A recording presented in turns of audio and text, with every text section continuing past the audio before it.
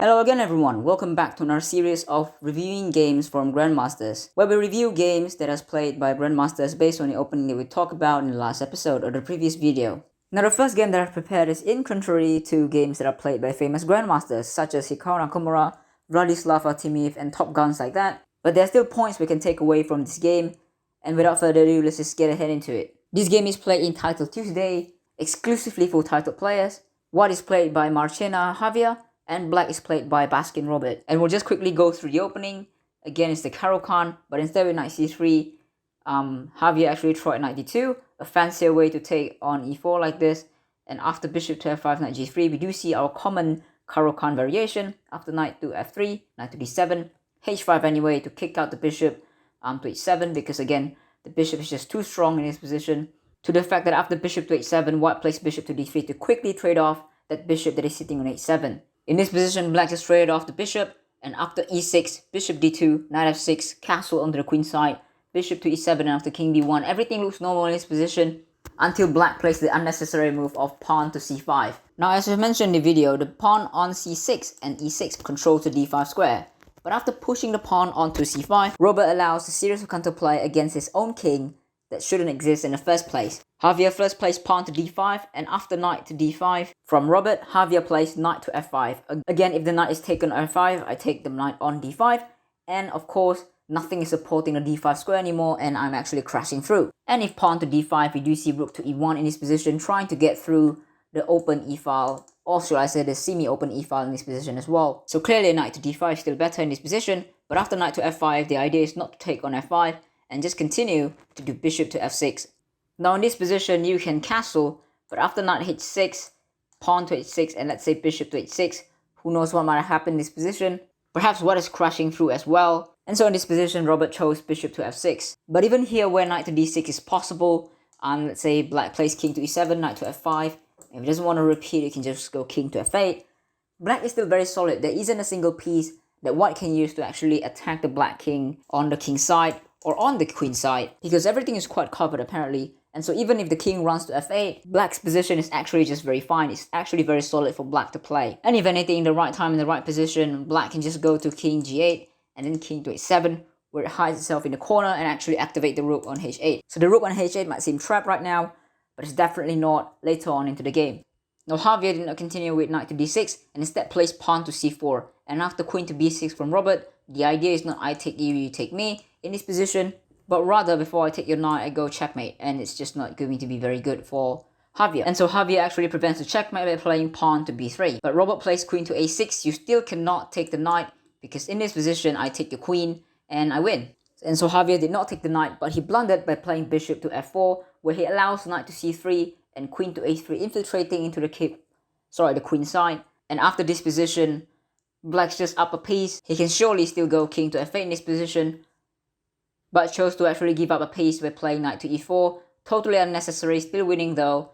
And after rook to e8, we do see a resignation. So the point that I want to make here is that Caro Kann is actually a very solid opening, such that you can actually just play a sideline and give up the d5 square that we talked about earlier, and still be fine with all this counterplay, and even find a checkmate for yourself if you can direct your pieces into opponent's king properly. And so that's the first game. We'll just keep it short and simple. We'll move on to the next one. And the next game that we're going to look at is between Hikaru Nakamura and Awonder Liang. This game is played in the US Championship 2020. Again, this game, because of the pandemic, has been turned into an online event in a rapid time control. And so if there are series of moves that seems like Hikaru Nakamura is playing blitz, then he really is indeed playing in a really short time control. But without further ado, let's just get into it. Hikaru started with pawn to e4, and everything starts out with actually a very normal Caro Kann with a very quick bishop to d3 instead of the usual pawn to h5 or knight to e5 in this position. And after the trade of the bishop, knight to f6, we do see bishop to f4, just bringing the bishop out, trying to castle on the queen side. Now Awonder is not letting Hikaru Nakamura castle easy. He inserts the move queen to a5 check, and we talk about queen to c3 being a blunder, because after bishop to b4, it is a pin on the queen, we're going to win the queen. Hikaru plays pawn to c3. The more common move that you can see from black is actually playing queen to a6, trying to trade off the queen on d3. But instead we see Awonder plays bishop to e7, just developing on the king side, trying to preserve the queen. Who knows, there might be a winning chances. But here, Nakamura actually plays a very daring move, a very brave move indeed, We mentioned in this position that white should have castled on the king side, preventing him from actually pushing the pawn on the king side. But Hikaru Nakamura doing the exact opposite, playing his knight to f1. And after pawn c5, knight d2, queen a6, we do see knight to c4. Now it is Nakamura's turn to decline the trade of queens so that they can focus on the attack on the king side, pawn to f4 and pawn to g4, attacking with the pawn on the king side. Awonder continues with castle on the king side, and here Nakamura just went on nuts and placed pawn to g4, gambling the fact that Awonder Liang will take on g4, because he could in this position to take on g4, and even if rook g1 we can just play h5. I don't see the g-file being open anytime soon. Knight to e5 might be forcing the trade-off of the knight on g4, but even then there should be a counterplay for black to prevent white from swarming over the king side. Awonder did not take this pawn on g4, instead went for knight to d5, attacking the bishop. Perhaps due to the complexity of the position, he was not confident to take on g4. But after bishop to c5, knight to c6, I thought this is just getting a tempo on the bishop. The bishop would have been better if it actually were to be retreated to g3. And so here with knight to c6, there's no tempo on the bishop. But after knight to c6, Hikaru Nakamura went on to play pawn to g5, actually just attacking on the king side. Again, Awonder Liang, I think, handles the pressure pretty well, and he does not budge. He plays pawn to h5. Now, I believe everyone watching has dealt with this kind of position at least once in their gameplay. And this is exactly where we must put on our defensive and analytical skills and hat to actually be able to defend this kind of position. Now in this position, if we actually take on g5, and after pawn taking on g5, we can see that the queen and the rook here on h7 is threatening to checkmate black in this position, and so this might not be very good for black. And let's just say if we actually just ignore the threat by playing a passing move such as rook d8 or something, then something like pawn to h6 and pawn to h6, as we can see, the rook will swarm to g1 and the g-file is open. We can just transfer our queen here. Yeah, I mean, it's just going to be very bad. So instead, Awonder Liang plays a correct move and plays pawn to h5, so there's no opening on h and g-file for white to attack. And after pawn to g6, continues to actually ignore the pawn by playing pawn to d4, and after knight to d4, the exchange open the c-file and plays rook to c8. Now the knight is attacked twice, the knight has to move, and after knight to e3, we do see bishop to c5, just kicking this queen out of this diagonal, because as you can see, the bishop and the queen is attacking this pawn on this g7. But after queen e4, the bishop trade, and after pawn takes g6, we do see Hikaru Nakamura plays bishop to d4. Now pawn takes g6 with the queen on e4 is definitely a strange move that Awonder plays. He could continue to ignore the pawn by playing pawn to f6, or just knight to e7, this will be fine. But then Awonder plays pawn to g6. Hikaru could have taken on g6, then perhaps there will be counterplay on the king side. Rook to f7 has to be played, but after rook to g1, nothing is clear in this position. Black will have knight to e3, but this rook will be forever tied down to the 7th rank to protect the g7 pawn. But instead, Hikaru Nakamura plays bishop to d4, and the continuation of the move was just Awonder trying to hold the fort on the king side, and Hikaru Nakamura actually running out of move to play. As you can see, he just moves the pawn on the center of the board while every action is happening on the queen side and the king side. Just about when Awonder Liang was able to trade now pieces, he gets his queen in to the queen side, where the king is apparently. We do see Hikaru just shuffling pieces and pushing the pawn on the queen side, but couldn't find a breakthrough, and in this position, after queen to d1, we see Hikaru resign the game. Hikaru resigned the game because there's nothing that white can do in this position. This pawn on the queen side will actually be blocked, and black's king is actually very solid. As you can see, white's king is actually the one naked, and so after, let's say, something like knight to b5, king to d3, we can just go queen to d5 check, where after king to c2, even the trade of the queen will actually be winning for black, but black doesn't have to do that. Black can go queen to c4 and just picked up the rest of the pawn that is on the queen side. And that tells you as much. If white doesn't castle on the king side and leave the king on the center of the board, he will get swarmed as well eventually. And it also tells you no matter how many pawns that white actually tries to push, you can actually stay solid and even hide your king on e7 to actually just, not to worry about your king at all and focus your attack on the center of the board. And the last game that we're going to see today is between Wei and Liren, played in the Chinese Championship 2015. Wei played a very traditional Kann, and after this position, he plays pawn to h5, kicking away the bishop. The bishop has to move to b7, and after bishop to d3, trading off the bishop, plays knight to f6. Here Wei continues with bishop to d2, again just trying to prevent queen to a5 from coming. We saw that in the last game. And after bishop to e7, castle queen side, we do see castle on the king side for black. And because this is the last game, let's just make it more interesting. I want to ask you guys before we proceed, what will you guys actually do in this position if you're white? And if you're playing black, what will you kind of expect in this position? Now Wei just continues with the plan actually and plays knight to e4. This is with the plan of taking away the defender from black's king side. And also by playing knight to e4, we actually frees up the pawn, so the pawn can march up on the king's side and attack on the king's side. And so this is actually a double purpose move. Liren continues to take on e4, and queen to d5 is played to trade off the queen that is attacking, basically aiming on the king's side. But no, says Wei Yi, because I'm attacking, I'm just going to preserve my queen, move it to g4.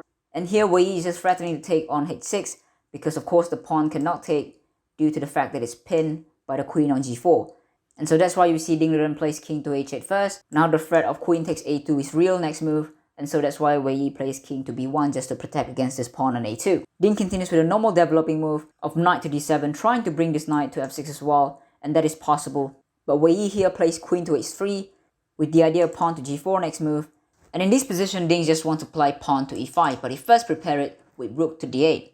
Rook to d8 is a very important move here because after pawn to e5, you don't really have to worry about the discovery on the queen right here, because you can just take the rook on d1 and it's just going to be checkmate. Without the rook on d8, it is not going to be checkmate and you're just going to lose your piece on e5. And the idea, of course, after e5 is after the multiple exchange on the center of the board, the knight won't be actually protecting the g5 square anymore. And so we actually take away the attacker in this position, which is very good for black. And if white actually ignores the threat, which is what Wei Yi did with playing pawn to g5, then we have pawn to e4, taking away that knight from the center of the board. And so no matter where the knight moves, let's say knight to h4, which is what Wei Yi did, Ding Liren can continue with bishop to g5. And after bishop to g5 right here, we can see queen to g5, and of course everything will be perfect. But after bishop to g5, Wei Yi had a very nice move to deflect the queen out of the 5th rank, and he plays pawn to c4. As you can see, none of the 5th rank is actually very available for the queen, and so Ding Liren is actually forced to take the pawn on c4. And after the bishop takes, pawn takes, we do see knight to g6 check, king to g8. I'm not going to go through what's going to happen if pawn were to take on g6 right here, because this is just checkmate basically. Ding Liren plays the correct move and plays king to g8, and after knight to e7, some repetition happens, but after, let's say, taking the rook, and in this position we can see that white is up in exchange, but black is up one pawn. In addition, this pawn on h5 is actually very useless, because after pawn h6, we can just play pawn to g6. Again, as we said, locking the position so that white does not enter to the king side pretty easily. But as we take a closer look in this position, it is not easy for white to win the game at all, because black has what is called by 4 versus 2 advantage here on the king side. And also I think this pawn on h6 is just going to be lost, and so I think it is not easy for white to win this thing. If anything, black's just going to have some chances to push this pawn to queen later on into the game. But first we'll continue. Wei Yi continues with queen to a3, trying to attack the pawn here on a7, and also infiltrating on e7, the king side if possible. Ding Liren has two choices, either give up the pawn or give up the e7 square. Of course he gave up the a7 pawn, because had he gone a6, there will be queen to e7, and there will be checkmate down this line. And so queen to e6, queen a7, queen to e7 protecting the pawn on b7, rook to e1 as we can see. Ding Liren continues with the simplest plan in the world, and is to push the pawn on the king side.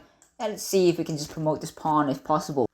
Of course there will be help from this pawn as well, and the king going into the game. Knight e6 is very possible as well next move.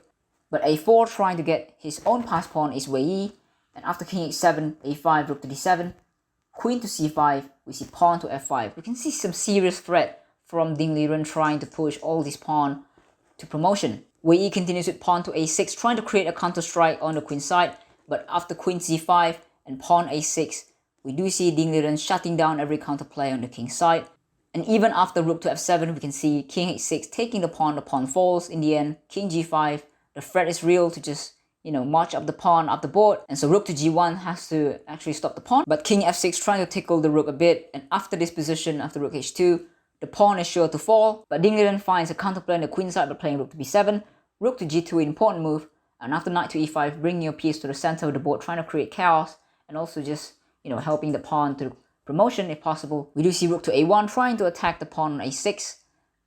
Ding Liren advances the pawn to a5 with the simple threat. After rook to a5, we have knight to c4, attacking the rook, and if the rook moves anywhere, we can just see knight to e3, and it's check, forking the king and the rook. This will be winning for black.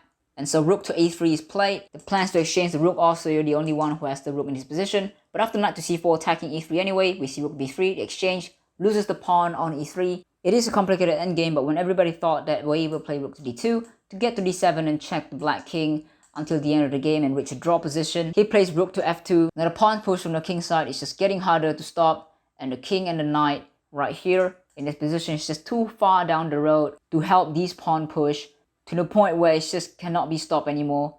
And after this position, after king to c4, VEERY resigned the game. And I really hope that you can see that Hikaru Kann is actually a very solid opening for black to go for, compared to, let's say, Sicilian or some Ruy Lopez, where nuances each move is actually very important. And so as usual, if you like this video, please press the like button and comment down below which game do you like the most and which game do you learn the most from. And I'll see you in the next one. Thank you.